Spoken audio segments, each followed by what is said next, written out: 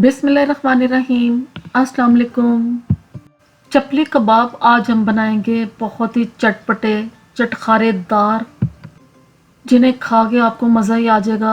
बहुत ही मज़ेदार, soft, juicy और टेंडर किस्म के ये चपली कबाब जो हैं ये बन के तैयार हुए हैं, जिन्हें बनाना भी बहुत आसान है और आपको ये वाले चपली कबाब खा के मज़ा ही आ जाएगा। इन कबाब को खाते वक्त आप इस पे लेमन निचोड़ें, दही वाली ग्रीन चटनी लें और उनके साथ जब खाएंगे ना तो आपको बिल्कुल रेस्टोरेंट वाला टेस्ट मिलेगा। बिस्मिल्लाहिर्रहमानिर्रहीम। अस्सलाम वालेकुम। आज आपके साथ बहुत ही शानदार किस्म के चपली कबाब बनाने की रेसिपी शेयर करने जा रही हूँ। इससे पहले अगर आप मेरे चैनल पे बिल्कुल न्यू हैं और फर्स्ट टाइम देख रहे हैं तो प्लीज़ चैनल को सब्सक्राइब, लाइक और शेयर ज़रूर करें। कमेंट्स में बताया करें कि आपको मेरी रेसिपीज़ कैसी लग रही हैं, और अगर रेसिपीज़ अच्छी लगें तो उन्हें अपनी फैमिली एंड फ्रेंड्स में ज़रूर शेयर करें। आज के चपली कबाब बनाने के लिए मैंने लिया है बीफ का कीमा 500 ग्राम, और इस कीमे के साथ हम बनाएंगे मज़ेदार किस्म के चपली कबाब। सबसे पहले इस कीमे को हमने बारीक करना है, अच्छे तरीके से चॉप कर लेना है।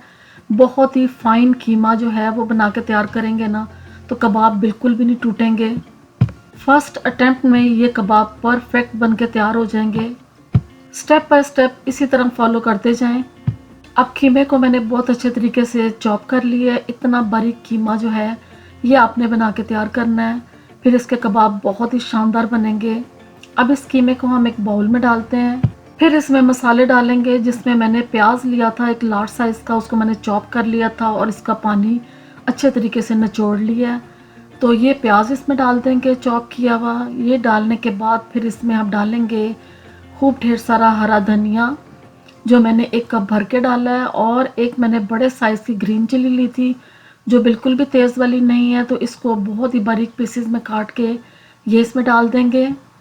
फिर इसमें मसाले शामिल करेंगे। 1 टीस्पून नमक का लिया है, 1 teaspoon red chilli powder, half teaspoon मैंने हल्दी का लिया है, 1 टीस्पून सफ़ेद ज़ीरा लिया है, 1 टेबलस्पून मैंने सूखा धनिया साबुत जिसको मैंने मोटा मोटा कूट लिया था। और फिर इसमें हम खटास के लिए डालेंगे या तो अनारदाना आप डाल दें, और अगर अनारदाना नहीं है तो जैसे मेरे पास अनारदाने का पाउडर है ये मैंने 1 टीस्पून भर के डाल दिया है। इससे इसमें जो चपली कबाब का टेस्ट है ना वो आपको फील होगा अनारदाना या अनारदाने का पाउडर डालने से। अब इन सब चीज़ों को हम बहुत अच्छे तरीके से इसमें मिक्स करेंगे। मिक्सिंग इतने अच्छे तरीके से करनी कि हर चीज़ वेल कंबाइन हो जानी चाहिए। मसाला और जो हमने इसमें प्याज और धनिया वगैरह डाला था सब चीज़ें इसमें अच्छे तरीके से मिक्स हो जाएं, और जब ये मिक्स हो जाएंगी तो इस तरह का जो बैटर है ये हमारा बन के तैयार हो जाएगा। अब इसके साथ हम बनाएंगे चपली कबाब, लेकिन इससे पहले एक टमाटर लेंगे, इस तरह उसको स्लाइसिस में कट कर लेना है। जो असल शेप बनेगी ना चपली कबाब की वो इस तरीके से बनेगी। अब मैंने एक बाउल में पानी लिया तो हाथों को लगाएंगे पानी। फिर जितने बड़े साइज़ का आपने कबाब बनाना ना उतना बैटर हाथ में ले लें। चपली कबाब का जो साइज़ है वो थोड़ा सा आम कबाब की निस्बत ज़रा बड़ा ही होता है, इसलिए आपने थोड़ा सा बैटर ज़्यादा लेना है, और इसको पहले आपने इस तरह एक टिक्की की शेप दे देनी है।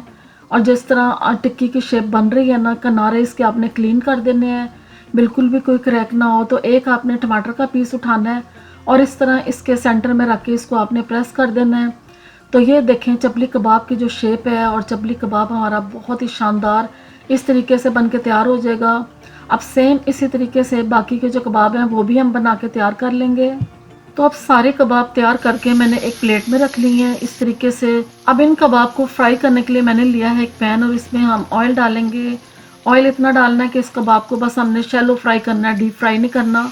तो जो टमाटर की साइड है ना वो आपने नीचे रखनी है, इस तरीके से टमाटर भी अच्छे तरीके से पक जाएंगे और चपली कबाब की जो शेप है ना असल वो भी बन के तैयार हो जाएगी।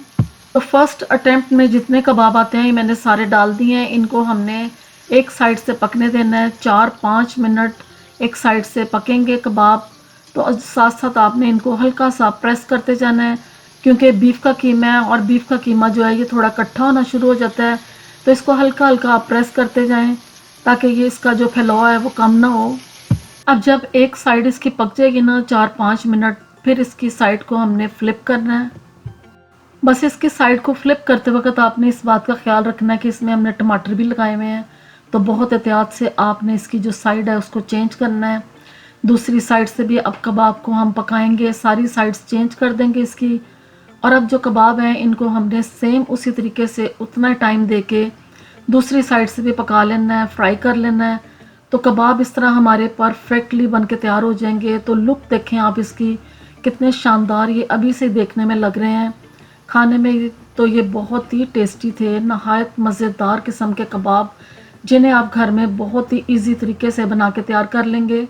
یہی کباب ہیں جنہیں ہم بازار سے لے کے کھاتے ہیں اور وہ اتنے مہنگے پڑتے ہیں، تو گھر میں بنائیں، ایک تو زیادہ کوانٹٹی میں چیز بن کے تیار ہوتی ہے اور کم بجٹ میں بنتی ہے۔ تو یہ دیکھیں کتنے شاندار پلیٹر جو ہے چپلی کباب کا ہمارا بن کے تیار ہو گیا ہے۔ اب آپ کو میں اسے توڑ کے دکھاتی ہوں اور کس طریقے سے اسے کھائیں گے وہ بھی آپ کو میں بتاؤں گی۔ تو دیکھیں کتنا نرم، جوسی اور ٹینڈر کباب بن کے تیار ہو گیا ہے۔ اس کا ایک پیس توڑیں گے اور اس کے اوپر ہم یہ جو لیمن ہے نا یہ نچوڑیں گے۔ لیمن کا جوس اتنا شاندار ذائقہ دیتا ہے، کھٹا کھٹا مزیدار۔ لیمن نچوڑنے کے بعد پھر ہم نے جو چٹنی بنا کے رکھی ہے نا، دہی والی گرین چٹنی، اس میں ڈپ کر کے جب آپ اس پیس کو آپ کھائیں گے نا تو آپ کو مزہ ہی آ جائے گا۔ اس ریسیپی کو آپ ضرور ٹرائی کریں، انشاءاللہ آپ کو یہ بہت پسند آئے گی۔ اسی طرح کے جھٹ پٹ سے بننے والے کباب آپ بھی بنائیں، خود بھی کھائیں اور اپنے گھر والوں کو بھی کھلائیں۔